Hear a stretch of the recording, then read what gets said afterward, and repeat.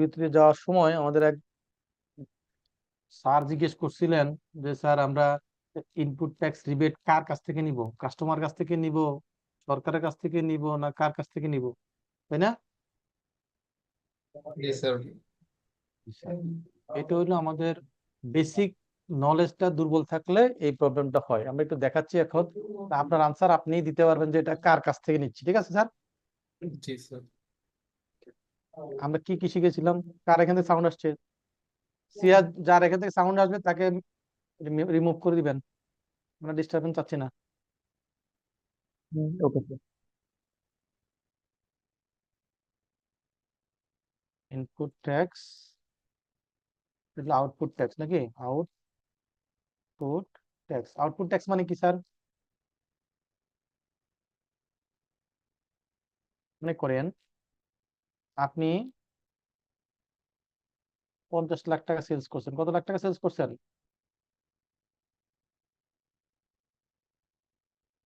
50 লক্ষ টাকা সেলস করেছেন। এখানে যদি আমরা একটু, এখানে একটু এটা যদি ভ্যালু অফ সাপ্লাই, কি ভ্যালু অফ সাপ্লাই, আপনি সেলস করছেন 50 লক্ষ টাকার, 15% ভ্যাট অ্যাপ্লিকেবল, তাহলে ভ্যাট আসবে কত? এখানে যদি আমরা এটাকে পার্সেন্টেজ দিয়ে দেই, 15% ভ্যাট আসবে। এইটা বলুন, এইটা, তাহলে আমাদের কনসিডারেশন হবে এটা প্লাস এইটা।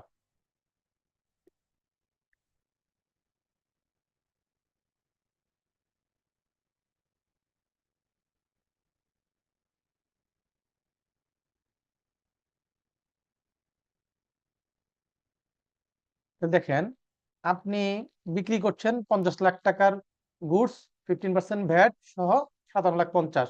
তাহলে আপনার বিক্রির উপর আউটপুট ট্যাক্স কত আসছে স্যার?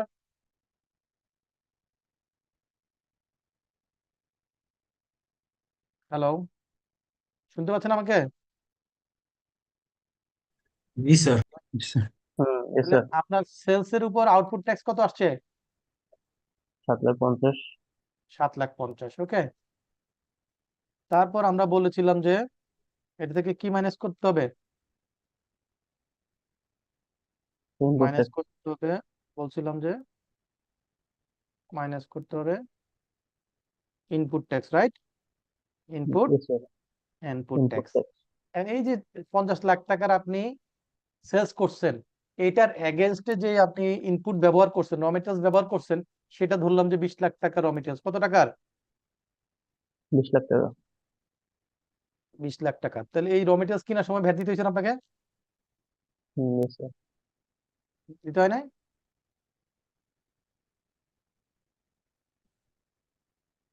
হুম, 20 লাখ টাকা, এই যে 3 লাখ টাকা ভ্যাট দিচ্ছেন। কত টাকা ভ্যাট দিচ্ছেন? 3,00,000 টাকা। 3 লাখ টাকা। তাহলে বিক্রির উপর ভ্যাট হচ্ছে আপনার 7,50,000। এই যেটা আউটপুট ফিনিশ গুড বিক্রি করছেন, সেটা তৈরি করার জন্য যেই পারচেজ করছেন ইনপুট, সেটার কেনার সময় আপনি ভ্যাট দিচ্ছেন কত? 3 লাখ। কত দিচ্ছেন? 3,00,000 টাকা। 3 লাখ। ওকে, তাহলে এখন দেখেন তো, এই 7,50,000 থেকে 3 লাখ মাইনাস করার পর কত টাকা ভ্যাট দাঁড়াইলো? 4,50,000। 4,50,000। তারপরে আমরা বলছিলাম যে এটার সাথে একটা প্লাস করতে হবে, ইনক্রিজিং অ্যাডজাস্টমেন্ট, রাইট? বলছি না? জি জি স্যার। স্যার। প্লাস। প্লাস হবে ইনক্রিজিং অ্যাডজাস্টমেন্ট। কি হবে? Increasing adjustment. Increasing adjustment. Okay, adjustment. ধরলাম যে আপনি যে পারচেজ করছেন, পারচেজ করার সময় সাপ্লায়ারকে পেমেন্ট করতে গিয়ে আপনি 2 লাখ টাকার ভ্যাট কেটে রাখছেন। কত টাকার ভ্যাট কেটে রাখছেন? 2 লক্ষ টাকা।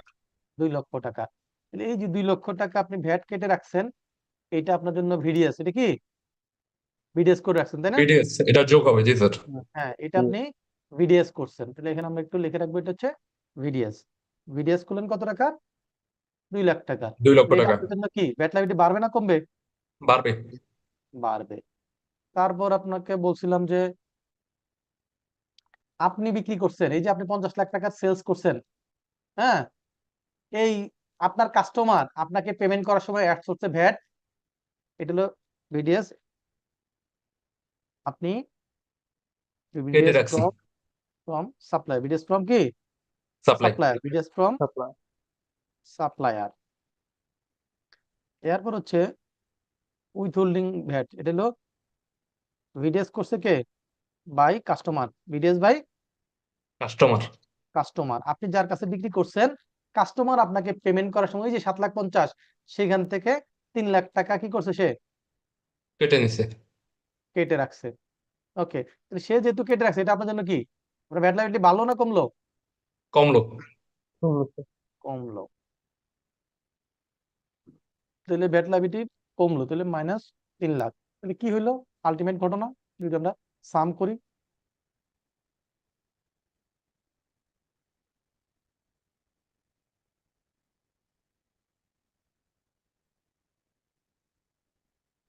মাস শেষে আমরা রিটার্ন সাবমিট করার আগে হিসাব করব যে আমাদের সেলস এর উপর ভ্যাট কত টাকা আসছে, ইনপুটের উপর কত টাকা ভ্যাট রিবেট নিতে পারবো, ইনক্রিজিং অ্যাডজাস্টমেন্ট কত টাকা, ডিক্রিজিং অ্যাডজাস্টমেন্ট কত টাকা, এগুলো যোগ বিয়োগ করার পর আলটিমেট রেজাল্ট কত আসলো? নেট ব্যাট পেবল 3,50,000 3 লক্ষ টাকা। তাহলে উই নিড টু পে, তাহলে এখন আমাদের কত টাকা পে করতে হবে এখন? 3,50,000 3,50,000। এইটুক বুঝতে কি কারো কোনো অসুবিধা আছে? না স্যার নাই। তাহলে দেখেন আমরা কি করছি, আমার সেলস এর উপর যে ভ্যাটটা সেইখান থেকে ইনপুট ট্যাক্স রিবেট নিয়েছি। তাহলে এখন দেখেন তো আমরা রিবেট কার কাছ থেকে নেই, গভর্নমেন্ট থেকে নেই, কাস্টমার থেকে নেই, কার থেকে নেই? আনসার আছে না স্যার এখানে? আউটপুট ট্যাক্স থেকে, জি স্যার এটা কিছুই না, এটা হলো ইনপুট ট্যাক্সটা আমরা রিবেটের মাধ্যমে রিবেট নেই, এই যে কি বলে রিটার্নের মাধ্যমে, ভ্যাট রিটার্নের মাধ্যমে রিবেট নেই রিবেট নেই। কথা বুঝছি না বুঝি নাই? জি স্যার তাহলে আমরা ভ্যাট রিটার্নের মাধ্যমে আমরা কি করি? ব্যাট রিবেট নেই ভ্যাট রিবেট নেই। তাহলে ভ্যাটের রিবেটটা এখন যে স্যার আমাকে জিজ্ঞেস করছেন যে গভর্নমেন্ট থেকে নেই না কাস্টমার থেকে নেই না আত্মীয় স্বজন থেকে নেই, বুঝতে পেরেছেন স্যার? জি স্যার, বুঝতে পারছি। জি, এটা আজকে দিনের প্রথম ডিসকাশন ছিল, একদম শুরুই করছি এটা দিয়ে, তাই না? স্যার আমি 2 মিনিট পরে ঢোকাতে এরকম তাহলে হয়ে গেছে। আপনি দেরিতে জয়েন করলে এটার রেসপন্সিবিলিটি কি আমরা নিব, বা না এটার জন্য স্যার, কি সময় আমরা নষ্ট করব? না স্যার। স্যার আমার একটা কোয়েশ্চেন ছিল, একটু করব? জি, বলেন। হ্যাঁ, স্যার আমার কোম্পানি হচ্ছে সার্ভিস প্রোভাইড করি ম্যাট্রিমনি। তো আমি হচ্ছে আহ, আমার আউটপুট ট্যাক্স হচ্ছে 15% রেটের।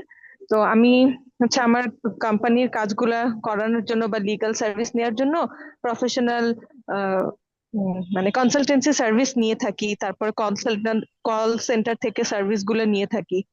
স্যার তাহলে এখান থেকে যে ভ্যাট, এটা কি ইনপুট ভ্যাট হিসেবে আমি হ্যাঁ, দেখাতে পারবো আমার সেলস এর এগেইনস্টে?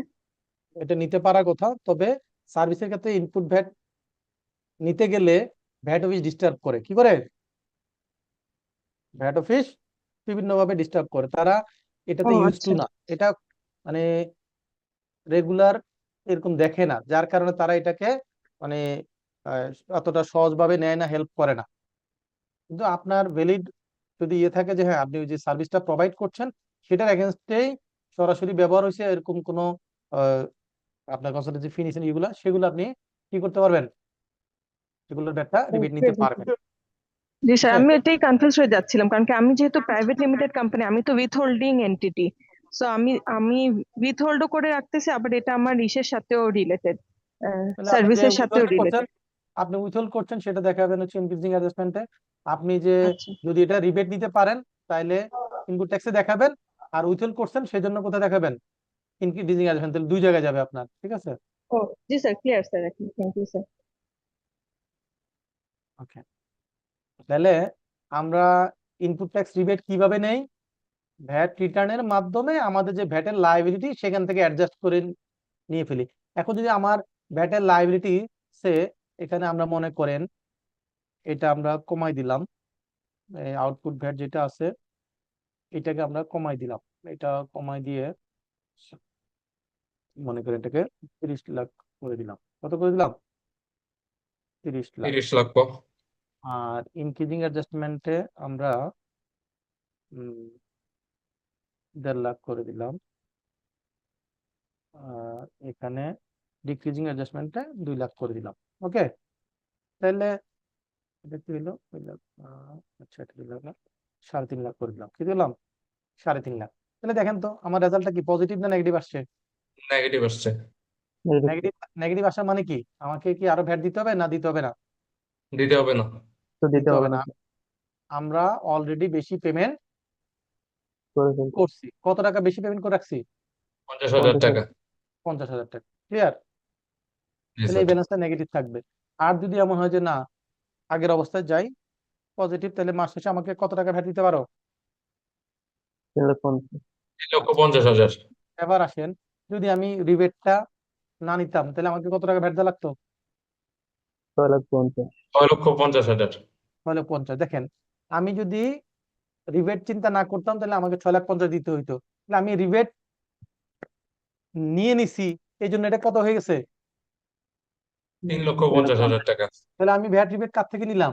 গভর্নমেন্ট থেকে নিলাম না কাস্টমার থেকে নিলাম, নাকি ভ্যাট রিটার্নের মাধ্যমে আমার ভ্যাট লাইবিলিটিটাকে কমাইলাম? কোনটা? ব্যাটারি রিটার্নের মাধ্যমে আমার লাইবিলিটিটাকে কমাই ফেললাম। তাহলে এই যে কোত্থেকে নেই, কোন মার্কেট থেকে রিবেট নেই, কার কাছ থেকে নেই, কনফিউশন কি দূর হয়েছে সবার? জি yes স্যার। sir জি স্যার। এটা কি ইনপুট ট্যাক্সটা কি হয়? আমার যে ভ্যাট লাইবিলিটি আছে সারা পিরিয়ডে, সেইখানের সাথে এটা অ্যাড হয়ে একটা ব্যালেন্সিং ফিগার আসে, রাইট? এখন যদি আমাদের এই 3 লাখ টাকা ইনপুট ট্যাক্স আমি রিবেট এখানে না নিতাম, তাহলে আমাদেরকে মাস শেষে কত টাকা পেমেন্ট করতে হইতে ভ্যাট? 6,50,000। আর এই যে রিবেট 3 লাখ টাকা নিয়ে নেওয়াতে এখন আমার আর কত দেওয়া লাগতেছে? 3,50,000। তার মানে হচ্ছে রিবেটটা হচ্ছে আমার ভ্যাট লাইবিলিটির সাথে অ্যাডজাস্ট হয়ে যাচ্ছে। ক্লিয়ার? জি জি sir. Sir clear. yes sir আর কারো কোনো কনফিউশন আছে? না স্যার। না স্যার, no sir এখানে নাই। আর ক্লাসে দেরিতে জয়েন করলে আমরা কাউকে ডিস্টার্ব আর করব না। ওকে? Okay sir. দেরিতে জয়েন করছেন এটা আপনার ফল্ট, এটার জন্য অন্যদের আপনি কেন সময় নষ্ট করছেন? ওকে, এই যে উইথহোল্ডিং ভ্যাট, এইটা এখানে আপনাদের এখানে যা আছে এটা একটা সামারাইজ ওয়েতে দেওয়া আছে। কি আছে? তো সামারাইজ আমার এই দুইতে ওয়েতে দেওয়া আছে। এইটার অরিজিনালটা আইনে যেভাবে আছে সেটা আপনাদের জানা দরকার, বোঝা দরকার। দরকার। সেটা আমি আপনাদেরকে আজকে ওই ম্যাটেরিয়ালসটা ক্লাস শেষে শেয়ার করে দিব। ওকে? জি স্যার। ওইটা শেয়ার করে দিব এই এগুলো কারণে, মুখস্থ কারণ করতে হবে। পূর্ণাঙ্গ জিনিসগুলা কথাটা শেষ করতে হবে। কথা আপনি কি আমার আগে দৌড়াইলে কি স্যার বুঝতে পারবেন না? আমার সাথে চললে বুঝতে পারবেন? হ্যাঁ, যদি ট্রেনের ইঞ্জিনের সামনে বগি সেট করে দেন, এই ট্রেন কি আর গন্তব্যে পৌঁছাবে? no sir বগি তো ইঞ্জিনের পিছনেই থাকতে হবে। এখন যারা মনে করেন যে সাথে না থাকেন, অ্যাডভান্স চিন্তা করেন, তারা মাঝখানে অনেক কথা আমার মিস করে যাবেন। আপনি মনে করতেছেন যে আপনি অনেক কিছু শিখে গেছেন, বুঝে যাচ্ছেন, কিন্তু আপনি মাঝখানে আমার অনেক কথা মিস করে গেছেন। কারণ আপনার মাথায় শুধু আপনার ওই কথাগুলো, আপনার ওই চিন্তাগুলোই আছে, অন্য কিছু ঢুকতেছে না। কারণ আপনি আপনার মাথায় ব্লক করে রাখছেন যে হ্যাঁ আমি ওইটাই দরকার আমার। কথা কি বুঝতে পারছি স্যার? জি স্যার। যখন ক্লাসে জয়েন করবেন একদম পরিষ্কার মাথা নিয়ে জয়েন করবেন। এটার মধ্যে এমন কিছু থাকবে না যে পড়ানোর পরে আপনাকে বলার মতো বাদ হয়েছে, এমন কিছু থাকবে না। কিন্তু আপনি মাঝখানে মাঝখানে আমাকে ডিস্টার্ব করলে কি হবে? যেগুলো বলার সেগুলোই মাঝখানে ছুটে যাবে, সেগুলো আর পাবেন না। আমরা তো এই 15-20 হাজার স্টুডেন্ট পড়ে, পার্টিসিপেন্ট পড়ে, আমরা জানি যে আপনাদের মধ্যে কি কি কোশ্চেন থাকবে, তাই না? সেই জন্য আপনারা যদি ধৈর্য ধরে অপেক্ষা করেন, শুনেন, দেখবেন যে অনেক বেশি ইমপ্রুভমেন্ট হবে। কিন্তু মাঝখানে হঠাৎ হঠাৎ করে কথা বললে অন্যদেরও ক্ষতি হবে, আপনারও ক্ষতি হবে। বুঝতে পারছি কিনা?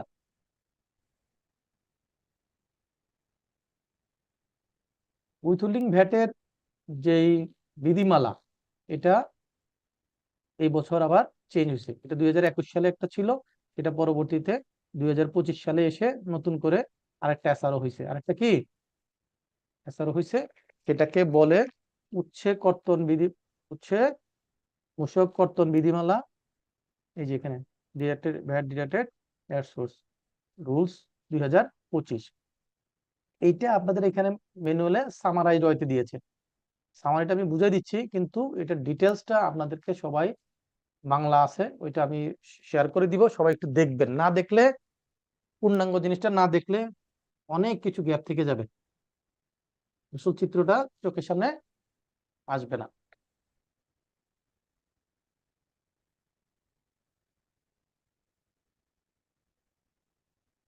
এখানে দেখেন দুইটা শব্দ আছে, VAT deduction at source, VAT collection at source. এই যে ডিডাকশন এট সোর্স আর কালেকশন এট সোর্স, এই দুইটার মধ্যে পার্থক্য কি? দুইটা এক্সাম্পল কে দিতে পারবেন?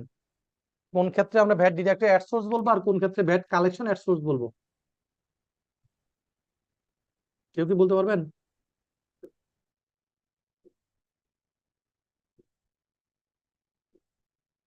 স্যার, স্যার পেমেন্ট করার সময় যেগুলো আমরা উইথহোল্ড করে রাখতেছি সেগুলো হচ্ছে ব্যাড ডিডাক্টেড এট সোর্স। হুম, আর ভ্যাট কালেকশন এট সোর্স কোনটাকে বলবো?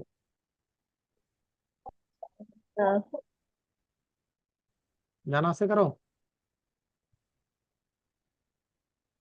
নাই, ওকে, কোনো সমস্যা নাই।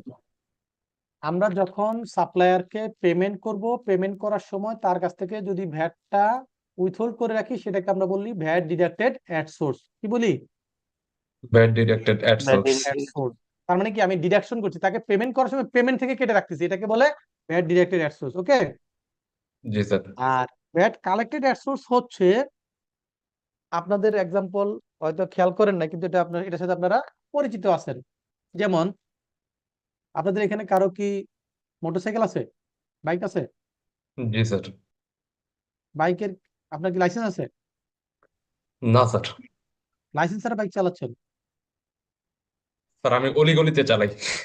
ভালো কাজ। গাড়িরও লাইসেন্স নাই? আপনার লাইসেন্স নাই বুঝলাম, ড্রাইভিং লাইসেন্স নাই, কিন্তু গাড়ির গাড়িরও আছে। লাইসেন্স নাই? গাড়ির আছে। গাড়ির আছে। তো গাড়ির লাইসেন্স যখন নিয়েছেন, তখন বিআরটি থেকে লাইসেন্স নিতে হয়েছে না? জি এখানে স্যার। ফি জমা দিচ্ছেন, ফি জমা দিচ্ছেন না? জি স্যার। ফি জমা দেওয়ার সময় ফি এর সাথে ভ্যাট নিছে কিনা? জি স্যার। অবশ্যই ভ্যাট নিচ্ছে। তাহলে এখানে সার্ভিসটা কে প্রোভাইড করলো আর কে রিসিভ করলো? আমি প্রোভাইড করলাম আরো হলো। কি? আপনি লাইসেন্স পাইছেন? পেমেন্ট। তাহলে জি লাইসেন্স কি স্যার। আপনি দিচ্ছেন না আপনি পাইছেন? আমি পাইছি।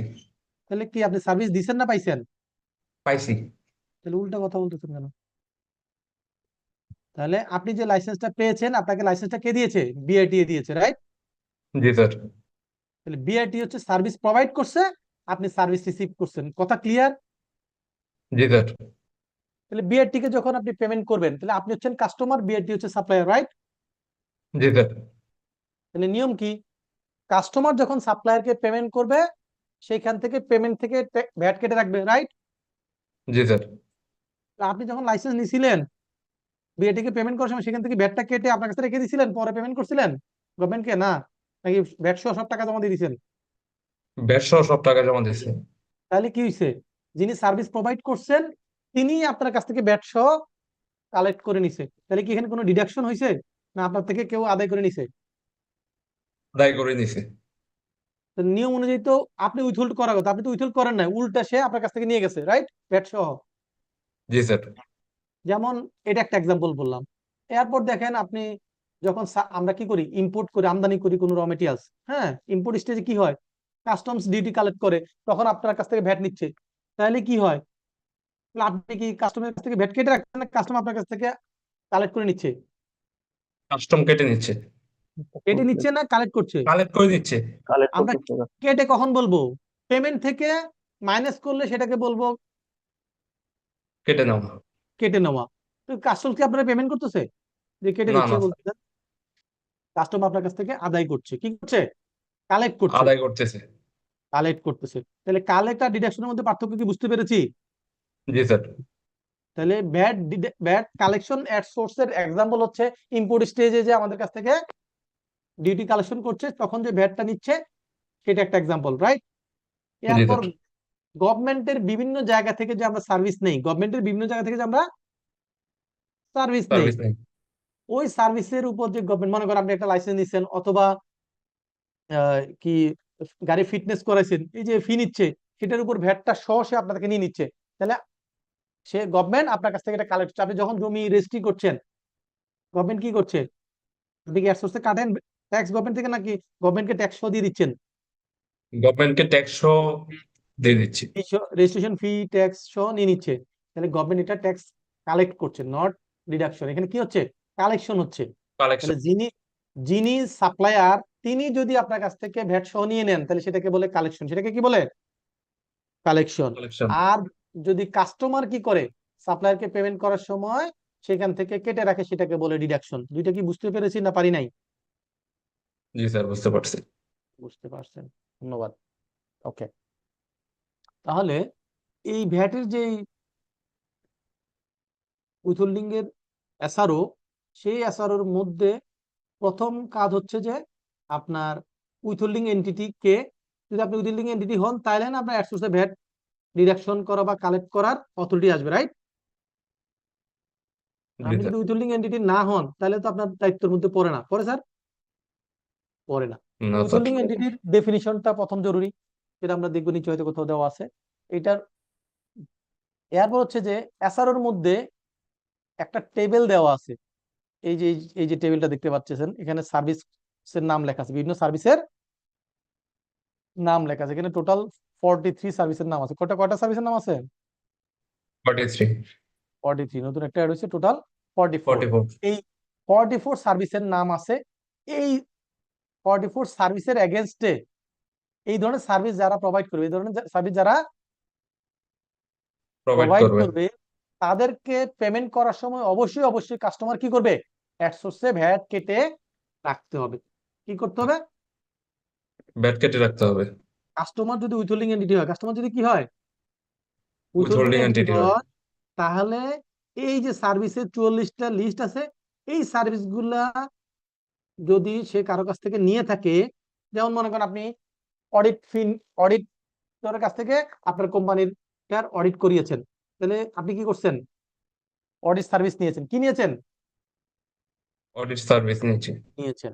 এই অডিট সার্ভিসের উপর যেই ভ্যাটটা, সেই ভ্যাটটা আপনাকে কি করতে হবে? অডিটরকে পেমেন্ট করার সময় অ্যাট সোর্সে কেটে নিতে হবে। কেটে নিতে হবে। এই যে দেখা যাচ্ছে, হাইলাইট করছি। জি স্যার।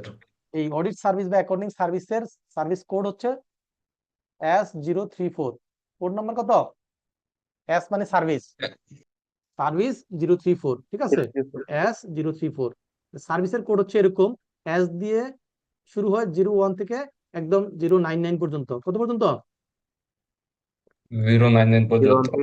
আবার এই 99 এর মধ্যে আবার ভাগ থাকে। এই যে দেখেন, মনে করেন 34.00 আছে না, তাহলে এখানে 0.01 0.02 এরকম থাকতে পারে। এই যে দেখেন 50.10 আছে না স্যার? জি স্যার। আছে। তাহলে এই 99 পর্যন্ত সার্ভিস কোড থাকবে এবং সেটার আন্ডারে ডেসিমাল পয়েন্ট থাকবে, ঠিক আছে? থাকতে পারে। তাহলে সার্ভিস কোড অনেকগুলা।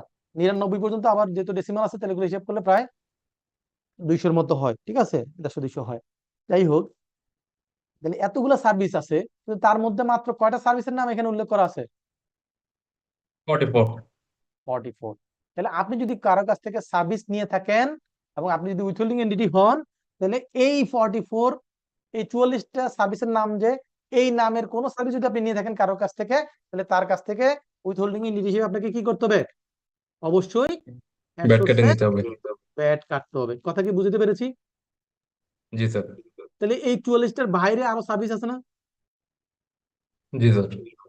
সেগুলোর ক্ষেত্রে অ্যাড সোর্সে কাটতে হবে না। তাহলে আমরা সার্ভিসের ক্ষেত্রে কি শিখলাম? কারো কাছ থেকে যদি আমরা কোনো সার্ভিস নেই আর আমি যদি উইথহোল্ডিং এন্টিটি হই, তাহলে আমাকে কি করতে হবে? এই 44টা লিস্টের মধ্যে যদি কোনোটা পড়ে, তাহলে অবশ্যই অ্যাড সোর্সে ভ্যাট কাটতে হবে। আর যদি এই লিস্টের মধ্যে না পড়ে, তাহলে কি করতে হবে না? কাটতে হবে না। কথা কি ক্লিয়ার স্যার? বুঝতে পারছি? জি স্যার। ওকে। কারণ আপনি যদি কারো কাছ থেকে অ্যাড সোর্সে ভ্যাট কাটেন, তাহলে সে তো গভর্নমেন্টের কাছে আবার রিটার্ন সাবমিট করার সময় তার এখানে তার রিটার্নে আবার আপনি যে কেটে রাখছেন, সেটা সে আবার ডিক্রিজিং অ্যাডজাস্টমেন্ট নিবে না? জি স্যার, নিবে। নিবে। তো সেটার জন্য তাকে আপনাকে একটা সার্টিফিকেট ইস্যু করতে হবে, একটা ডকুমেন্ট তাকে দিতে হবে। আপনি যেহেতু তার কাছ থেকে অ্যাড সোর্সে ভ্যাট কেটে রাখছেন, তাহলে তাকে একটা বিডিএস যে করছেন সেটা একটা সার্টিফিকেট দিতে হবে। এটা হচ্ছে মূসক 6.6। কত ইস্যু করবেন আপনি? মূসক 6.6 উইথহোল্ডিং ব্যাট সার্টিফিকেট। হ্যাঁ রাইট, আপনি যে সোর্সে ভ্যাট কেটেছেন উৎস মূসক কর্তন সার্টিফিকেট, ঠিক আছে। এই 6.6 ইস্যু করলে ওই যিনি সাপ্লায়ার তিনি কি করবেন, এই সার্টিফিকেট দিয়ে তার ভ্যাট রিটার্নে ডিক্রিজিং অ্যাডজাস্টমেন্ট দিবেন। কথা কি বুঝতে পেরেছি? জি স্যার। ওকে, এখন এখানে আরেকটা জিনিস মনে রাখার জন্য লাগবে, সেটা হলো কত সময়ের মধ্যে সে ডিক্রিজিং অ্যাডজাস্টমেন্ট নিবে, কত সময়ের মধ্যে সে, ডিক্রিজিং অ্যাডজাস্টমেন্ট নিবে। এটা হলো ওই যে উইথহোল্ডিং সার্টিফিকেট যে তাকে দিয়েছেন, যে ট্যাক্স পিরিয়ডে দিয়েছেন সেই ট্যাক্স পিরিয়ড এবং তার পরবর্তী 6 পিরিয়ডে ট্যাক্স পিরিয়ডের মধ্যে তাকে কি করতে হবে, ডিক্রিজিং অ্যাডজাস্টমেন্ট নিতে হবে। 6 ট্যাক্স পিরিয়ড পার হয়ে গেলে আর ডিক্রিজিং অ্যাডজাস্টমেন্ট নিতে পারবে না। তাহলে এখানে সার্ভিসের ক্ষেত্রে আমরা কি শিখলাম? শিখলাম যে আমরা যদি উইথহোল্ডিং এন্টিটি হই, কারো কাছ থেকে কোনো সার্ভিস নেই এবং সেই সার্ভিসটা যদি এই 44টা সার্ভিসের মধ্যে পড়ে, তাহলে কি করতে হবে, বাধ্যতামূলকভাবে অ্যাড সোর্সে ভ্যাট কাটতে হবে। আর যদি এই লিস্টের মধ্যে না পড়ে তাহলে কি করতে হবে, কাটা লাগবে না। কথা কি ক্লিয়ার স্যার? জি স্যার। তাহলে সার্ভিসের আলোচনা শেষ, সার্ভিসের আলোচনা শেষ। শেষ।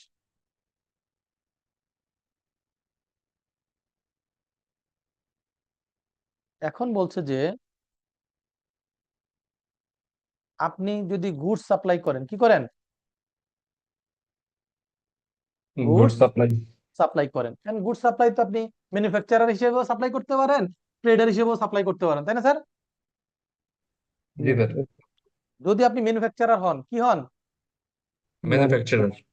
ম্যানুফ্যাকচারার হন, রেজিস্টার্ড পারসন হন বা এনলিস্টেড পারসন হন, তাহলে সেই ক্ষেত্রে আপনার, আপনি যদি 6.3 এর মাধ্যমে সাপ্লাই দেন, তাহলে আপনার কাছ থেকে অ্যাড সোর্সে ভ্যাট কাটতে হবে না। এটা শুধু ম্যানুফ্যাকচারার ক্ষেত্রে। কার ক্ষেত্রে? ম্যানুফ্যাকচার। যদি ম্যানুফ্যাকচারার কোনো গুড সাপ্লাই করে, সে যদি 6.3 এর মাধ্যমে মূসক চালান 6.3 এর মাধ্যমে কি করে সাপ্লাই দেয়, তাহলে তার কাছ থেকে অ্যাড সোর্সে ভ্যাট কাটা লাগবে না। কিন্তু সে যদি ম্যানুফ্যাকচারার না হয়ে ট্রেডার হয়, অন্য কেউ হয়, তাহলে সেক্ষেত্রে কি হবে, সে যদি 15% রেটের নিচে কোনো রেটে সাপ্লাই দেয়, 15% ছাড়া অন্য কোনো রেটে সাপ্লাই দেয়, 15% ছাড়া রিডিউস রেটে রেটে সাপ্লাই দেয়। যদি রিডিউস রেটে সাপ্লাই দেয়, তাহলে তার ক্ষেত্রে কি করতে হবে, ভ্যাট কাটতে হবে। 15%, তাহলে ট্রেডাররা যদি 15% ইনভয়েস করে আপনাকে সাপ্লাই দেয়, আপনি কাটতে হবে না। তবে একটা শর্ত আছে, কি আছে, শর্ত। শর্ত আছে। শর্তটা হইলো ওই যে ট্রেডার যে 15% রেটে আপনাকে সাপ্লাই দিল, তার সেই যে রেগুলার ভ্যাট রিটার্ন সাবমিট করে সেটার প্রমাণ আপনাকে থাকা লাগবে, অথবা তার ভ্যাট অনার কার্ড, অথবা সে যে রেগুলারলি ভ্যাট ঠিক মতো রিটার্ন সাবমিট করছে এটার সপক্ষে কোনো সার্টিফিকেট থাকা লাগবে। এরকম যদি কোনো প্রমাণপত্র না থাকে, তাহলে আপনি কিন্তু ভ্যাট ডিডাক্ট করে ফেলবেন। কথা কি বুঝতে পারছি স্যার? তাহলে যদি কোনো গুডস এর ক্ষেত্রে দুইটা ইস্যু, একটা হলো ম্যানুফ্যাকচার হলে একরকম, ম্যানুফ্যাকচার ছাড়া অন্য কেউ হলে আরেক রকম। ক্লিয়ার? ম্যানুফ্যাকচারের ক্ষেত্রে শুধুমাত্র কন্ডিশন হচ্ছে সে 6.3 এর মাধ্যমে সাপ্লাই দিতে হবে। কিসের মাধ্যমে সাপ্লাই দিতে হবে? 6.3 ট্যাক্স ইনভয়েসের মাধ্যমে। হ্যাঁ, যদি ট্যাক্স ইনভয়েসের মাধ্যমে সাপ্লাই দেয়, তাহলে তার কাছ থেকে ভ্যাট কাটা যাবে না। না। আর অন্য কেউ যদি স্ট্যান্ডার্ড রেটে সাপ্লাই দেয়, 15% রেটে সাপ্লাই দেয়, 6.3 ইস্যু করে সাপ্লাই দেয়, তাহলে তার কাছ থেকে কাটা যাবে না। তবে আরেকটা শর্ত ফুলফিল করতে হবে, সেটা হচ্ছে সে যে ভ্যাট রিটার্ন রেগুলার সাবমিট করে সেটার প্রুফ লাগবে, অথবা তার ভ্যাট অনার কার্ড থাকা লাগবে, অথবা কোনো সার্টিফিকেট থাকা লাগবে। কথা কি বুঝতে পারছি স্যার? জি স্যার। এইটা হলো স্যার সামারি। তাহলে সুপার শপ গুলোর ক্ষেত্রে কি হবে স্যার, কোম্পানি যদি সুপার শপের ওখান থেকে কোনো কিছু পারচেস করে? আমরা তো বলছি সুপার শপের ক্ষেত্রে কি হবে, সুপার শপের ক্ষেত্রে আপনি যখন মনে করেন আগুরায় গেলেন, আপনি কি তার কাছ থেকে ভ্যাট কাইটা তারা পেমেন্ট করতে হবে? তারা তো নগদ টাকা পেমেন্ট করে দিয়ে আসতে হয়, তাই না? না স্যার, ওটা তো আমি ভ্যাট সহ পেমেন্ট করে আসি। হ্যাঁ, তাহলে আপনি তো ডিরেক্ট করতে পারছেন না, পারছেন? পারছেন না। তো সেটার ক্ষেত্রে যেটা হবে, ওই যে আপনি এটার বেনিফিট পাইতে গেলে আপনাকে যেটা করতে হবে, আপনি জাস্ট একটা ইনভয়েস নিয়ে চলে আসলে হবে না। ওই আপনার ইনভয়েসটার মধ্যে যদি আপনি কোম্পানি হন বা উইথহোল্ডিং এন্টিটি হন, আপনাকে যেটা করতে হবে, ওই আগোরা থেকে যখন কিনছেন তাকে বলতে হবে যে ভাই এই যে আমার বিন নাম্বার এত, এই আপনার যে আমাকে স্লিপটা দিচ্ছেন ওইখানে আমার বিন নাম্বারটা বসায় আমাকে স্লিপটা দেন। কথা কি বুঝতে পারছি ম্যাডাম? জি স্যার। যতক্ষণ পর্যন্ত বিন নাম্বারটা ওখানে না বসছে, এটা যে আপনার প্রতিষ্ঠান এটার ভ্যাটটা আগোরাকে দিয়ে আসছে, এটা কোনো প্রুফ আছে স্যার? নাম লেখা আছে? নাই। তাহলে নর্মালি তারা ওইখানে বিন বসে না, কারণ এটা সবাই নর্মালি ইন্ডিভিজুয়ালি কিনে। কিন্তু আপনি যেহেতু কোম্পানি উইথহোল্ডিং এন্টিটি, আপনি কি করবেন, আগোরা বা কোনো সুপার শপ থেকে বা যেখানে পজ মেশিন আছে কেনার সময় তাকে বলবেন যে ভাই আমার বিন নাম্বারটা তুমি এন্ট্রি দিয়ে আমাকে স্লিপটা দাও। কথা কি বুঝতে পেরেছি? জি তাহলে স্যার।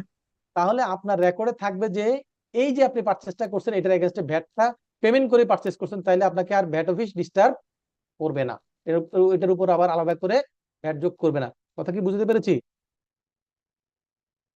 জি স্যার। আর স্যার যদি এটা না করে আনতে পারে তাহলে কি আমাকে আবার ভ্যাটটা দিতে হবে?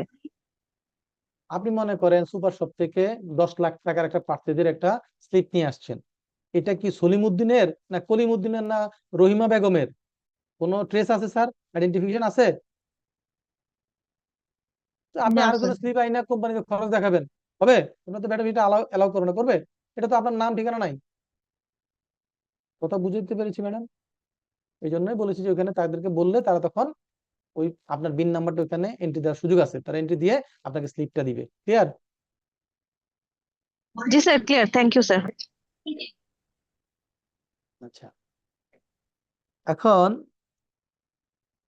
এই যে আপনার আমরা যে ইলেকট্রিসিটি, গ্যাস, পানির বিল দেই, আমরা কি তাদের কাছ থেকে এর সোর্সে কাটতে পারি? তারা তো সাপ্লায়ার, তারা তো আমাকে ইলেকট্রিসিটি সাপ্লাই দিচ্ছে, রাইট স্যার? হুম, yes, sir. তাদের ক্ষেত্রে কাটতে হবে না, আইনে বলছে কি তাদের ক্ষেত্রে কাটতে হবে না, তাদের ক্ষেত্রে কাটতে হবে না, এটা তারা আইনে বলে দিয়েছে। আচ্ছা, এইখানে দেখেন আমরা প্রথম দিন যখন ডেফিনিশন দেখছিলাম ওইখানে একটা জিনিস ছিল যে আপনার উইথহোল্ডিং এন্টিটি কারা ছিল। উইথহোল্ডিং এন্টিটির মধ্যে কারা পড়বে? সরকারি, আধা সরকারি, স্বায়ত্তশাসিত প্রতিষ্ঠান, bank, non banking financial institution, NGO, তারপর হচ্ছে যে লিমিটেড কোম্পানি, যে কোনো কোম্পানি হলে হবে, আর ওই যে পার্টনারশিপ, প্রোপাইটারশিপ, এগুলা এটার মধ্যে পড়তে হবে। শিক্ষা প্রতিষ্ঠানের ক্ষেত্রে বলছে যে হাই স্কুলের অ্যাবভ, তাই না? We can carry our low. High স্কুলের অ্যাবভ যেগুলো মনে করেন কলেজ, ইউনিভার্সিটি, সেগুলো হচ্ছে উইথহোল্ডিং এন্টিটির মধ্যে পড়বে। ঠিক আছে? ওইখানে বলছে হাই স্কুল থেকে, এখানে আপনার বলছে যে প্রি প্রাইমারি এবং প্রাইমারি পর্যন্ত উইথহোল্ডিং এন্টিটির মধ্যে পড়বে না, হাই স্কুল থেকে শুরু করে উপরে শিক্ষা প্রতিষ্ঠানগুলা উইথহোল্ডিং এন্টিটির মধ্যে পড়বে।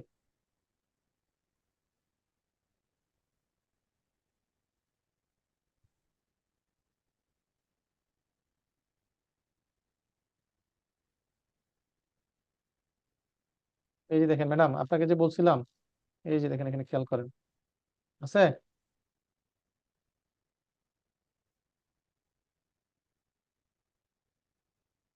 যে পজ মেশিন থেকে কিনলে সেখানে ওই যে আপনার বিন নাম্বার, পার্চেজারের বিন নাম্বারটা কি করতে হবে, ইনকর্পোরেট করে দিতে হবে, তাহলে আপনি এটা হবে। আর এখানে বলছে যে কোন কোন গুলার ক্ষেত্রে এর সোর্সে ভ্যাট কাটা লাগবে না, সেটা একটা এখানে এটা পরীক্ষা আসে, এই জায়গাটা একটু খেয়াল করতে হবে।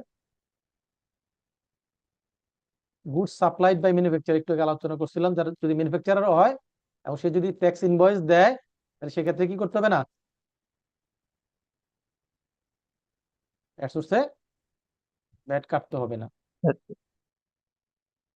আর এছাড়া ট্রেডার যদি হয় তারা কি হবে, 15% রেট, অন্যদের ক্ষেত্রে কত পার্সেন্ট রেটে সাপ্লাই দিতে হবে, 15% রেটে, 15% রেটে। এবং তার আবার প্রমাণ থাকতে হবে, তার সার্টিফিকেট থাকতে হবে যে সে রেগুলার কি করতেছে, ভ্যাট রিটার্ন সাবমিট করতেছে, এরকম প্রুফ থাকতে হবে। তাহলে গিয়ে তাহলে 15% রেটে হইতে হবে, 6.3 ইস্যু করতে হবে, এবং তার ভ্যাট রিটার্ন যে সাবমিট করছে এটা সপক্ষে প্রমাণ থাকা লাগবে। এই তিনটা জিনিস ওকে হইলে তাহলে তার কাছ থেকে কাটা লাগবে। কিন্তু এটার মধ্যে যে কোনোটা যদি, যেমন যদি তার রিটার্ন যে সাবমিট করছে এটা প্রুফ সে না দেখাইতে পারে, তাহলে আপনি তার কাছ থেকে 100% ভ্যাট কাটতে হবে। আর যদি 15% রেটের নিচে 10%, 5%, 7.5% সাপ্লাই দিচ্ছে, তাহলে কি হবে? 100% ভ্যাট কাটতে হবে। কিন্তু ম্যানুফ্যাকচারের ক্ষেত্রে সে যদি 2% রেটেও সাপ্লাই দেয়, 5% রেটেও কোনো কিছু সাপ্লাই দেয়, ম্যানুফ্যাকচারের ক্ষেত্রে কাটা লাগবে না যদি সে 6.3 ইস্যু করে। তাহলে ম্যানুফ্যাকচারের ক্ষেত্রে অনেক বেশি বেনিফিট দেওয়া আছে, তাই না? এরপর দেখেন এই যে এখানে utilities, fuel, gas, electricity, telephone, mobile bill, এগুলা পেমেন্ট করার ক্ষেত্রে অ্যাট সোর্সে ভ্যাট কাটা লাগবে না, এই যেখানে আইনেই বলে দিয়েছে। ওকে, এগুলো পরীক্ষা আসে। তারপর বলছে যে ফার্স্ট শিডিউলের মাধ্যমে এক্সাম্পটেড। কিসের মাধ্যমে এক্সাম্পটেড? শিডিউল। ফার্স্ট শিডিউলের মাধ্যমে এক্সাম্পটেড। আমরা প্রথম ক্লাসে যখন পড়েছিলাম তখন শিখেছিলাম যে এক্সাম্পশন বিভিন্ন ভাবে হইতে পারে, ফার্স্ট শিডিউলের মাধ্যমে হইতে পারে, এসআর এর মাধ্যমে হইতে পারে, তাই না স্যার? মনে আছে জি জি। না ভুলে গেছি? তো ফার্স্ট শিডিউলের মাধ্যমে না স্যার, মনে আছে। Yes, sir. ফার্স্ট শিডিউলের মাধ্যমে এক্সাম্পশন আর এসআর এর মাধ্যমে এক্সাম্পশনের মধ্যে স্ট্যাটাসগত পার্থক্য আছে, তাই না? কয়েকটা। তো এইখানে সেই পার্থক্যটার একটা বেনিফিট এখানে আছে। ফার্স্ট শিডিউলের মাধ্যমে এক্সাম্পটেড গুডস যদি আপনি সাপ্লাই দেন, তাহলে সেই ক্ষেত্রে অ্যাট সোর্সে ভ্যাট কাটতে হবে না। কিন্তু ফার্স্ট শিডিউল ছাড়া এসআর এর মাধ্যমে এক্সাম্পটেড গুডস যদি কেউ টেন্ডারে অথবা ওয়ার্ক অর্ডারের মাধ্যমে উইথহোল্ডিং এন্ট্রির কাছে, যদি এসআর এর মাধ্যমে এক্সাম্পটেড কোন গুডস বা সার্ভিস আপনি যদি কি করেন, উইথহোল্ডিং এন্টিটির কাছে সাপ্লাই দেন, তাহলে অ্যাট সোর্সে ভ্যাট কাটা লাগবে। তাহলে কি করতে হবে? এখন দেখেন জিনিসটা এক্সাম্পটেড, তার মানে কি ভ্যাট অ্যাপ্লিকেবল হবে না।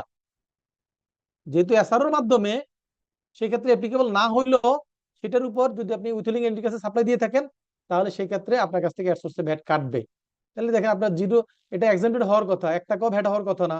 এখন আপনার এটার উপর ফুল ভ্যাটটা আপনাকে কেটে নিবে। তাহলে এটা কি আইনের একটা গ্যাপ, যেটার কারণে সাপ্লায়াররা ক্ষতিগ্রস্ত হয়, তাই না? কারণ আপনার এক্সাম্পশন দিচ্ছেন আইনে, আবার ওদিক দিয়ে সাপ্লাই করলে বলতেছেন যে উইথহোল্ডিং এন্টিটির কাছে সাপ্লাই করলে সে কেটে রাখবে। তাহলে কি হইলো? তাহলে কি আমি এক্সাম্পশন পেলাম স্যার? আচ্ছা। আমি এক্সাম্পশন হলে আমার সেলসের উপর ভ্যাট আসতো না। কিন্তু এখন আপনি আমার কেটে রাখার ফলে কি হয়েছে? আমার এদিক দিয়ে এই আউটপুট ভ্যাট আসতেছে না, কিন্তু ইনক্রিজিং এই আমার ডিক্রিজিং অ্যাডজাস্টমেন্ট নিতে পারতেছি না। কেন? আউটপুট ভ্যাট নাই, এই টাকা মাইনাস ফিগার হয়ে গভর্নমেন্টের ঘরে জমতেছে, তো জমতেছেই। এটার অসুবিধাও আছে, আছে না স্যার? আছে।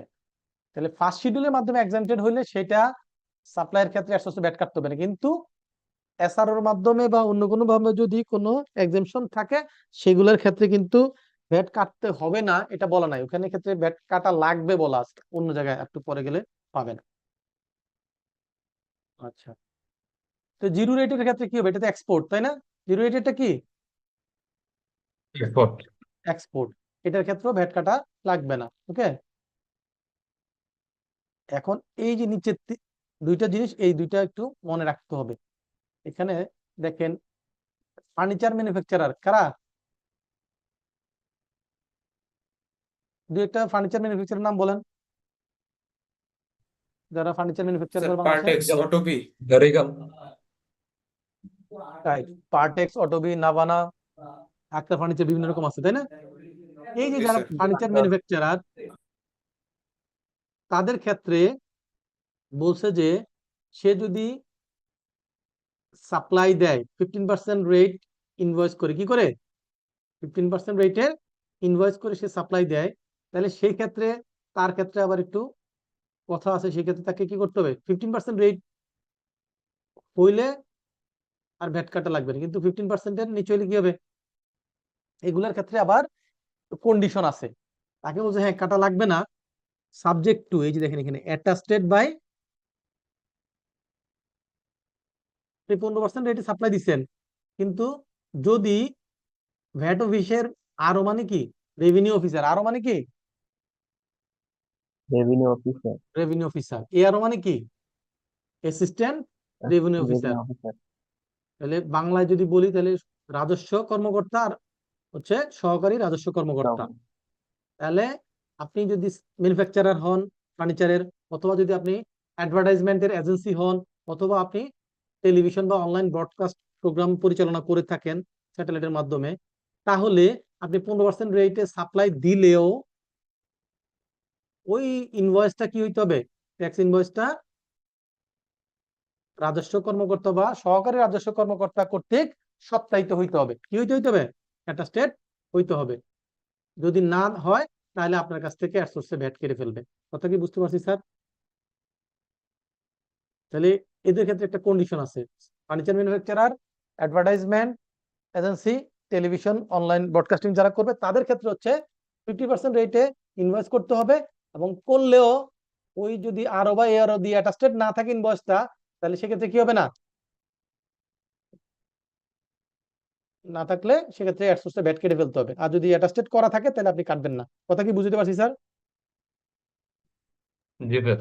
হুম, ওকে। yes, sir. আচ্ছা, আমরা যে বিভিন্ন জায়গায় ফার্মেসি আছে না, বিভিন্ন জায়গাতে ওষুধ কিনি, তাই না? Yes, sir. পুরান ঢাকা মিটফুডে বা শাহবাগে যেখানে যান আপনি ওষুধ কিনতেছেন, তো ওষুধ কেনার সময় কি আমরা যিনি ওষুধ আমার কাছে বিক্রি করছেন তার কাছ থেকে কি অ্যাডসোর্সে ভ্যাট কাটি?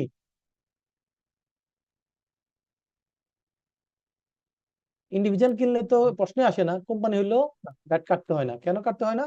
কারণ এই মেডিসিন বিক্রির উপর লোকাল যে ভ্যাটটা, ট্রেড হিসেবে ভ্যাটটা, সেই ভ্যাটটা ডিডাকশন করতে হবে না, এখানে বলা আছে। তাহলে কি হচ্ছে, একটু আমি যদি পুরো ঘটনাটা বলি, মনে করেন যারা ওষুধ কোম্পানি ফার্মাসিউটিক্যাল, তারা কি করে, ওষুধ তৈরি করে, রাইট? Yes, sir. ও যখন ওষুধ বিক্রি করে সে তখন ওষুধের উপর 15% ভ্যাট দেয়। কত পার্সেন্ট ভ্যাট দেয়? 15%. 15%। আর ওই যে লোকাল, আমরা একদম ফার্স্ট ক্লাসে পড়ছিলাম, মনে আছে না, দেখেন তো, থার্ড শিডিউলের একদম লাস্টের একটা প্যারা, যেখানে ছিল যে লোকাল ট্রেডারের ভ্যাট হচ্ছে 7.5%, আর ফুয়েলের ক্ষেত্রে 2%, ওই মেডিসিনের ক্ষেত্রে 2.4, মনে আছে কিনা স্যার? জি হুম, তাহলে মেডিসিন ট্রেডারের ভ্যাট কত? 2.4%। এখন আমার এখানে বলছে কাটতে হবে না, তাহলে এই ভ্যাটটা গভর্নমেন্ট পাবে কিভাবে, তাই না? গভর্নমেন্ট যে কিভাবে পায়, ওষুধ কোম্পানি যখন কোনো ওষুধ সাপ্লাই দেয়, সাপ্লাই দেওয়ার সময় তারা ওষুধ কোম্পানির সেলস এর উপর 15%, আবার ওই যে ট্রেডার এর 2.4, এই দুইটা মিলে 17.4%, 17.4% ভ্যাট দিয়েই তারা সাপ্লাইটা দেয়। কথা কি বুঝতে পারছি স্যার? তাহলে ট্রেডারের ভ্যাটটা সহ তারা অ্যাড করে দিয়েই সাপ্লাইটা দিচ্ছে, এই জন্য আলাদা করে যারা ওষুধ বিক্রি করতেছে তাদের কাছ থেকে ভ্যাটটা কাটতে হচ্ছে না। কথা কি বুঝতে পেরেছি? তাহলে গভর্নমেন্ট ভ্যাটটা ওই ওষুধ কোম্পানির মাধ্যমেই ওষুধের যে ট্রেডার তাদের ভ্যাটটা পেয়ে যাচ্ছে। ক্লিয়ার? তাহলে ওষুধ Yes, কোম্পানি sir. তার 15%, আর ওষুধের যে ট্রেডার ব্যবসায়ী তাদের 2.4, এই টোটাল মিলে 17.4। এই 17.4টা এই টোটাল টাকাটাই ফার্মাসিউটিক্যাল কোম্পানি গভর্নমেন্টকে দিয়ে দিচ্ছে। এই জন্য আলাদা করে ওই যারা ওষুধ বিক্রি করছে ফার্মাসিউটিক্যালস, মানে ফার্মেসি অথবা ওষুধের দোকানদার, তাদের কাছ থেকে ভ্যাট কাটা লাগতেছে না। বুঝতে পারছি স্যার?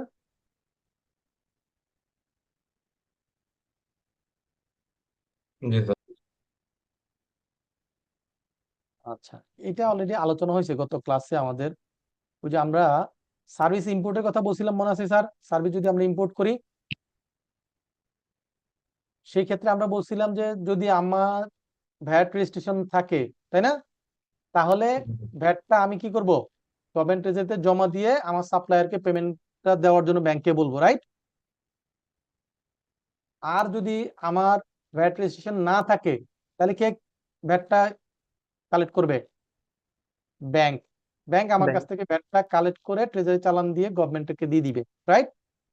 ওই জি কথাটাই স্যার। এখানে এখানে বলা আছে, এটা আমরা অলরেডি আগের ক্লাসে আলোচনা করেছি। এইখানে একটা এবছর একটা কারেকশন আসছে, সেটা হলো এরকম, গভর্নমেন্টের যে বিভিন্ন প্রজেক্টের কাজ হয় না গভর্নমেন্টের, ওই প্রজেক্টের কাজগুলা যখন হয় তাহলে কাজগুলা যে পায় তাহলে একটা প্রজেক্টের কন্ট্রাক্টর কাজটা পায়, রাইট? জি স্যার। জি স্যার পাওয়ার পর নর্মালি দেখা যায় যে এই কাজটা কারা পায়, ওই সরকারি দলের কোন নেতাই কাজটা পায়, রাইট? জি স্যার সে কাজটা পেয়ে আসলে তো সে ব্যবসায়ী না, সে কাজটা পায়, পাইয়া কি করে সে এটা আবার আরেকজনকে সাবকন্ট্রাক্টে দিয়ে দেয়, মাঝখানে কমিশনটা নিয়ে চলে যায়, রাইট? জি স্যার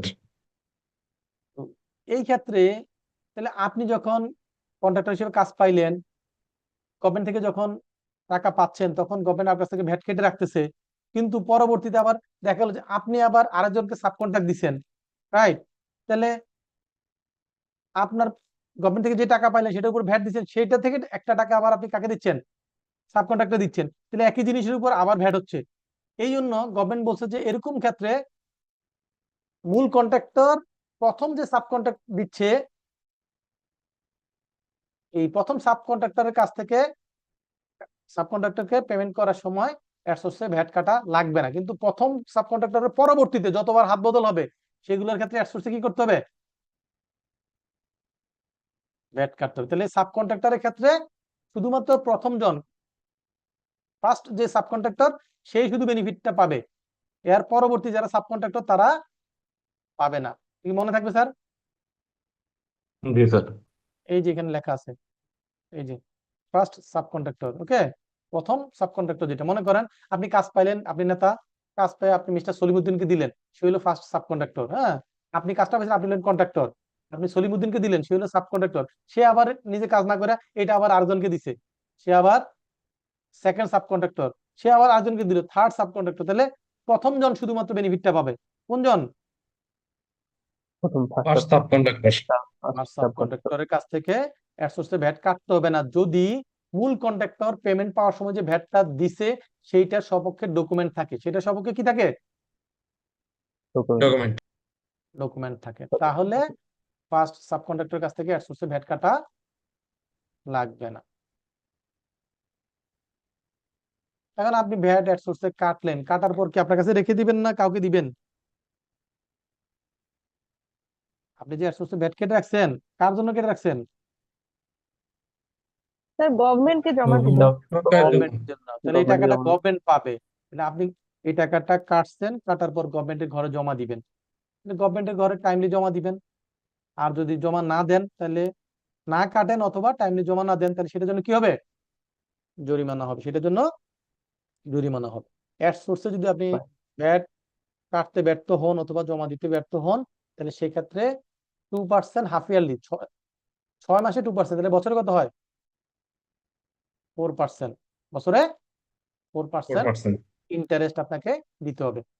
ওই ভ্যাট যেটুকু ভ্যাট কাটেন নাই সেটা তো দিবেনই মূল টাকা, তার সাথে আরো 4% অ্যাড করে দিবেন, ক্লিয়ার? আর এটা হলো 2% হাফ ইয়ারলি, এটা হলো 2% হাফ ইয়ারলি, ওকে। এবং আপনি যার কাছ থেকে এর ভ্যাটটা কেটে রাখছেন তাকে একটা কি করতে হবে, সাপ্লায়ারকে একটা 6.3 ইস্যু করতে হবে। এই যে ইস্যু করবেন, এই 6.3 ইস্যু করার সময় 3টা কপি ইস্যু করতে হবে। কয়টা কপি? 3 কপি ইস্যু করতে হবে। 3 কপি। 3 কপির মধ্যে মূল কপিটা দিবেন কোথায়, VAT circle office. VAT circle bat office. Circle office এরপরে একটা কপি দিবেন যে যার কাছ থেকে আপনি এর ভ্যাট কাটছেন, সাপ্লায়ারকে দিবেন, রাইট? সাপ্লায়ার। আরেকটা কপি আপনার ফাইলে 5 ইয়ার্স সংরক্ষণ করবেন। কথা বুঝছেন স্যার? আপনার কোম্পানি, স্যার। আপনি উইথহোল্ডিং এন্টিটি, আপনার কোম্পানিতে ওই উইথহোল্ডিং সার্টিফিকেটের একটা কপি 5 বছর সংরক্ষণ করবেন, সাপ্লায়ারকে একটা দিবেন, আর মূল কপিটা কাকে দিবেন? VAT circle office. কারণ পরীক্ষা আসতে পারে 6.3 কত কপি ইস্যু করতে হবে, 1 copy, 2 copy, 3 copy, 4 copy, answer কি 3 কপি, ঠিক আছে। এখন বলছে যে কতদিনের মধ্যে সার্টিফিকেট ইস্যু করতে হবে, উপরে বলছে যে সার্টিফিকেট ইস্যু করতে হবে, এখন জিজ্ঞেস করছে যে কতদিনের মধ্যে সার্টিফিকেট ইস্যু করতে হবে। এটার জন্য দুইটা জিনিস, দুই ধরনের, কয় ধরনের রেজাল্ট, এটার জন্য রেজাল্ট হচ্ছে দুই ধরনের। একটা হচ্ছে আপনি যদি ভ্যাট রেজিস্টার্ড পারসন হন, ভ্যাট রেজিস্টার্ড পারসন হন, তাহলে আপনি যে ভ্যাটটা কেটে রাখছেন, উইথহোল্ড করছেন, সেটা যেই ট্যাক্স পিরিয়ডে উইথহোল্ড করছেন সেই ট্যাক্স পিরিয়ড শেষ হওয়ার পরবর্তীতে রিটার্ন সাবমিশন করার আগে কি করতে হবে? আপনি ওই যে আমরা একটু আগে দেখছিলাম না, output tax minus input tax plus increasing adjustment minus decreasing adjustment করে যে নেট রেজাল্ট আসবে সেটা আমরা মাস শেষে জমা দিতে বলছিলাম না স্যার? জি স্যার। Yes, sir. ঠিক এইভাবে মাস শেষে ক্যালকুলেশন করে যত টাকা ভ্যাট পেয়েবল আসে এটা পেমেন্ট করে আপনি ভ্যাট রিটার্ন সাবমিট করবেন, এটা নর্মাল নিয়ম। ওকে, ভ্যাট রিটার্ন যেদিন সাবমিট করেন, ভ্যাট রিটার্ন যেদিন সাবমিট করবেন তার পরবর্তী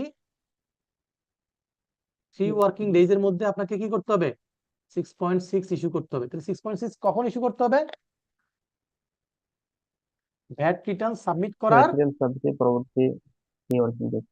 মনে করেন আপনি যদি 12 তারিখ ভ্যাট রিটার্ন সাবমিট করলেন, তাহলে 13, 14, 15 তারিখের মধ্যে আপনাকে কি করতে হবে? ভ্যাট রিটার্ন ইস্যু করতে হবে। ভ্যাট রিটার্ন না 6.6 ইস্যু করতে হবে? ভ্যাট রিটার্নের 6.6। হ্যাঁ, ভ্যাট রিটার্ন জমা দেওয়ার পরবর্তী 3 ওয়ার্কিং ডেজ এর মধ্যে কি করতে হবে? 6.6 ইস্যু করা লাগবে। ওকে, আচ্ছা, এটা হলো আপনি ভ্যাট রেজিস্টার্ড হলে, আপনি যেহেতু ভ্যাট রিটার্ন সাবমিট করবেন, রিটার্ন সাবমিশন যেদিন হবে তার পরবর্তী 3 কর্মদিবসের মধ্যে আপনি 6.6 ইস্যু করবেন। কিন্তু যদি আপনি ভ্যাট রেজিস্টার্ড পারসন না হন, আপনার ভ্যাট রেজিস্ট্রেশন নাই, তাহলে আপনি যখন যদি এট সোর্সে ভ্যাট কেটে রাখেন, ওই ভ্যাটটা বলছে যে যেদিন কেটে রাখবেন তার পরবর্তী 15 কর্মদিবসের মধ্যে, সরি তার পরবর্তী 15 দিনের মধ্যে, কত দিনের মধ্যে? 15 দিন। 15 দিন। যেদিন কাটবেন তার পরবর্তী 15 দিনের মধ্যে আপনাকে কি করতে হবে? গভর্নমেন্ট ট্রেজারিতে ভ্যাটটা জমা দিতে হবে। গভর্নমেন্ট ট্রেজারিতে ভ্যাটটা জমা দিতে হবে। মনে করেন যদি জানুয়ারির 5 তারিখে আপনি ভ্যাট কেটে সাপ্লাইয়ের কাছ থেকে ভ্যাট কাটেন, তাহলে জানুয়ারি 20 তারিখের মধ্যে, 15 দিনের মধ্যে, যেহেতু 20 তারিখের মধ্যে আপনাকে কি করতে হবে? গভর্নমেন্ট ট্রেজারিতে ভ্যাটটা জমা দিবেন। আর যেদিন জমা দিবেন, জমা দেওয়ার পরবর্তী 3 ওয়ার্কিং ডেজ এর মধ্যে সার্টিফিকেট দিবেন। তাহলে 3 ওয়ার্কিং ডেজ সব ক্ষেত্রে সেম। রেজিস্টার্ড পারসন হলে রিটার্ন সাবমিশনের পরবর্তী 3 ওয়ার্কিং ডেজ, আর যদি আনরেজিস্টার্ড পারসন হয় তাহলে তার ক্ষেত্রে ওই ভ্যাট পরিশোধ করার 3 ওয়ার্কিং ডেজ। ভ্যাট পরিশোধ করতে হবে কত দিনের মধ্যে? যেদিন কাটবে তার পরবর্তী 15 দিনের মধ্যে। যেদিন পরিশোধ করবে তার পরবর্তী 3 ওয়ার্কিং ডেজ এর মধ্যে 6.6 ইস্যু করতে হবে। এই দুইটা ক্ষেত্র মনে রাখা লাগবে, এগুলো পরীক্ষা আসে। ওকে,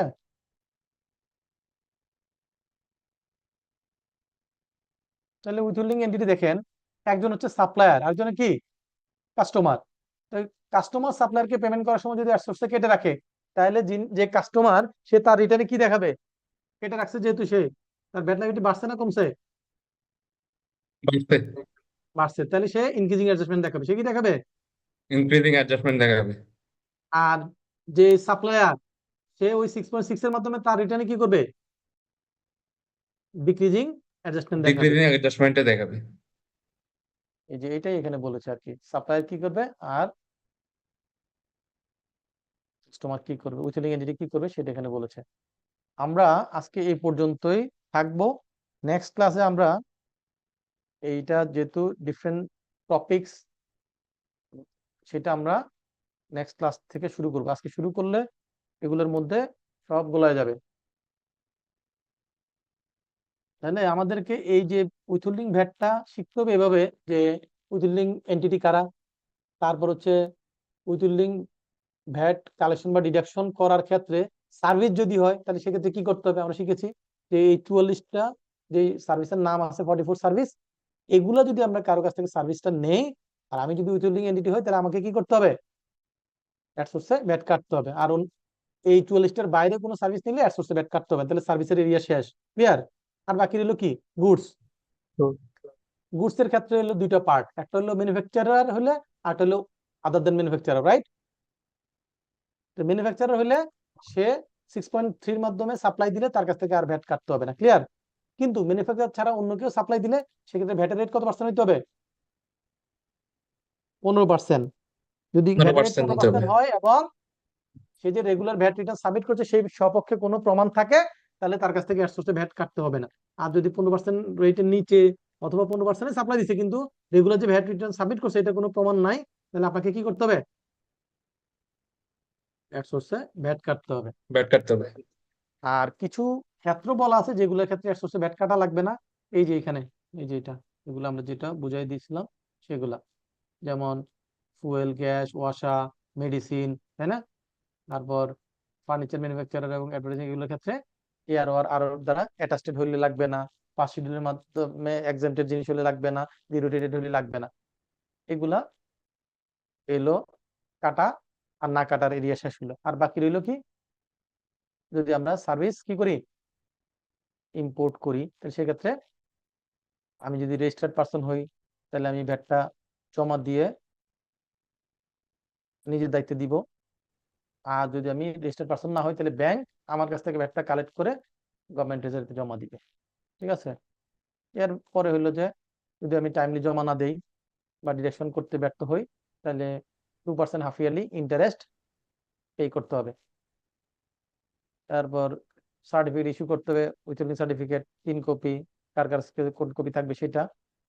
এরপর হচ্ছে কখন সার্টিফিকেট ইস্যু করতে হবে, সেটা হলো রেজিস্টার্ড পার্সন হলে রিটার্ন সাবমিশনের পরবর্তী 3 কর্মদিবসের মধ্যে। আর যদি রেজিস্টার্ড পার্সন না হয় তাহলে ভ্যাট পেমেন্ট করার পরবর্তী 3 কর্ম, তবে ভ্যাটটা পেমেন্ট করতে হবে কখন, যেদিন কাটবে তার পরবর্তী 15 দিনের মধ্যে। এইটুক ছিল আমাদের পড়াশোনা। এখানে যদি কারো কোনো সমস্যা থাকে সেটা আমরা ডিসকাস করতে পারি। আছে কি কারো কোশ্চেন?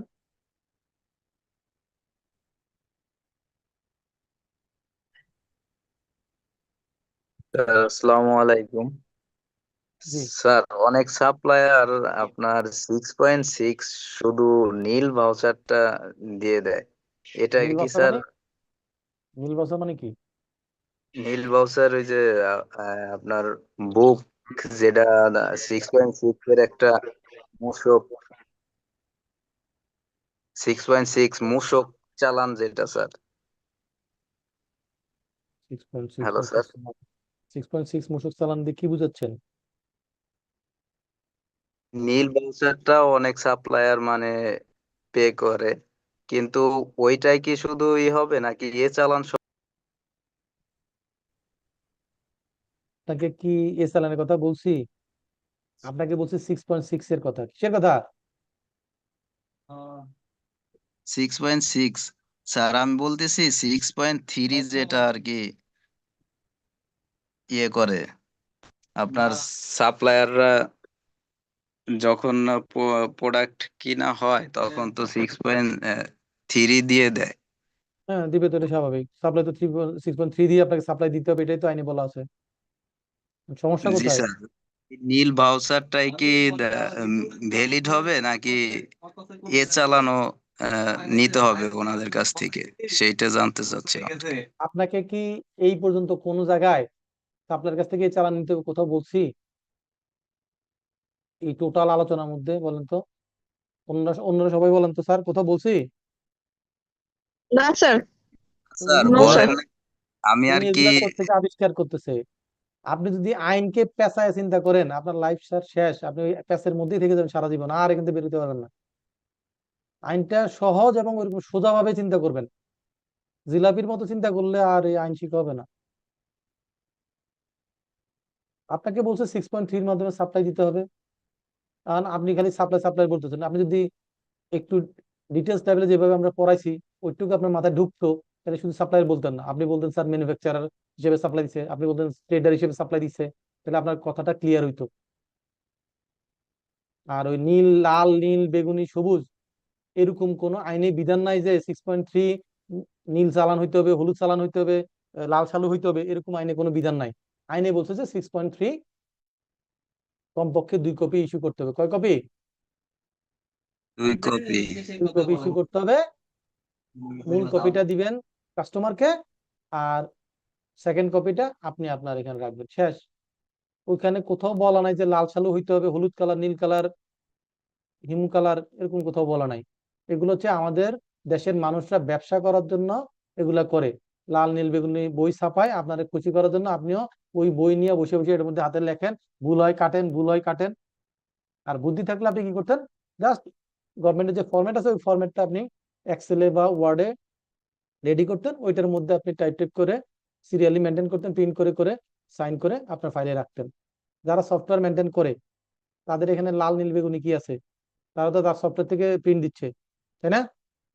এই জি লাল নীল স্যার বেগুনির লাল নীল থেকে বেগুনির কোনো বিধান নাই, এগুলো হলো যার যার মতো করে আমরা মাজার ব্যবসার মতো করে কি করি, এগুলা সবাই যার যার ব্যবসা। যারা প্রিন্টিং হাউস মনে করেন ব্যাট অফিস অমুক অফিস, তারা কি করে আপনারা বলে যে নেন ভাই এই বই দুইটা কিনে নিয়ে যান, হয়তো তার এটা প্রিন্টিং ওই ছাপাখানা থেকে কিনতে লাগছে 100 টাকা, আপনার কাছে বেচবে 300 টাকা। এটাই ব্যবসা, এই ব্যবসাটাই সবাই পছন্দ করে, আপনি আমিও সেটা পছন্দ করি। কথা বুঝছেন স্যার? জি এই স্যার লাল লাল নীল বেগুনির কোনো বিধান নাই। জি ধন্যবাদ। আর কারো কোনো কোশ্চেন আছে?